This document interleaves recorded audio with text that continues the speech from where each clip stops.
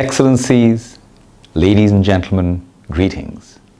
I thank the British Chamber of Commerce, Shanghai, for the invitation to address the 2022 Sustainability and Environmental, Social and Governance Summit. 3 years on, we are still experiencing worldwide economic shocks from the COVID-19 pandemic, coupled with the impacts of a worsening climate crisis, existing and new conflicts, new threats to food and energy security. We have seen global progress stall in achieving the 17 Sustainable Development Goals.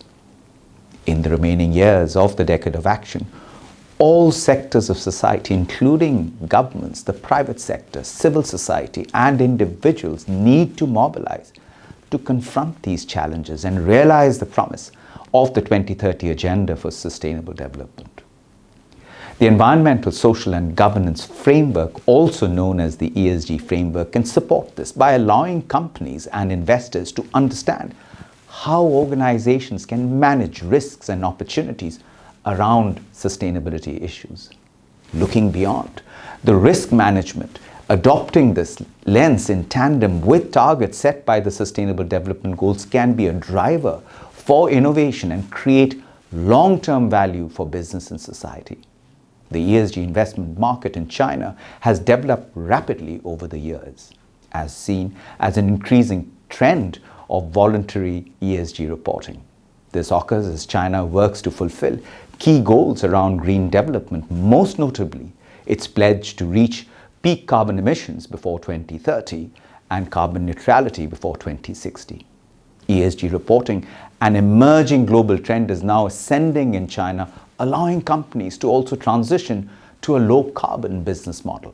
While ESG investments in China are growing, significant more efforts are needed to accelerate and expand this market.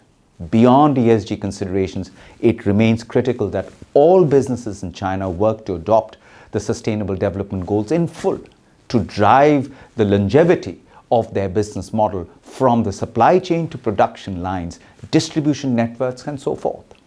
On this, the United Kingdom, in its own net zero transition, has recently mandated its largest businesses to report their climate-related risks and opportunities in line with ESG considerations.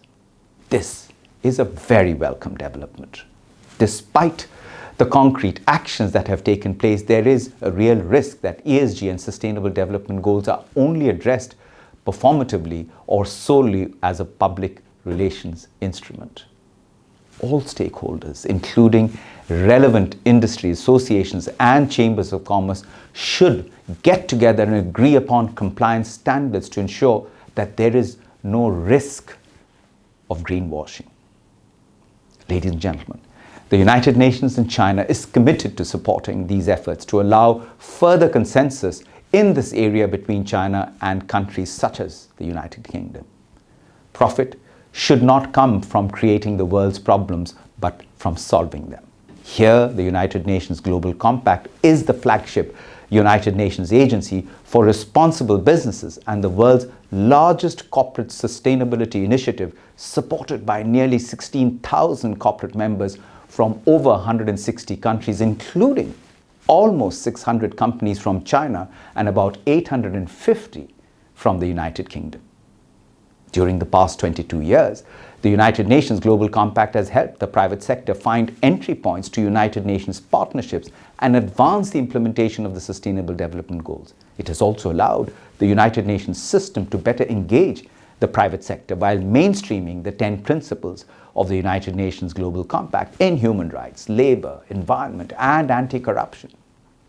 These are opportunities to engage with the United Nations system in China for companies who wish to lead in the net zero transition and take action.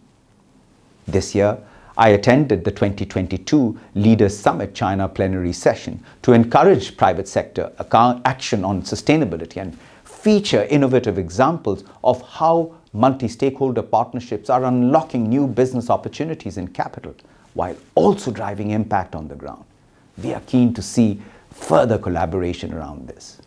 Ladies and gentlemen, global challenges require global solutions found only through multilateralism. Accordingly, the United Nations will continue to encourage more multi-stakeholder partnerships to accelerate our global progress on the Sustainable Development Goals.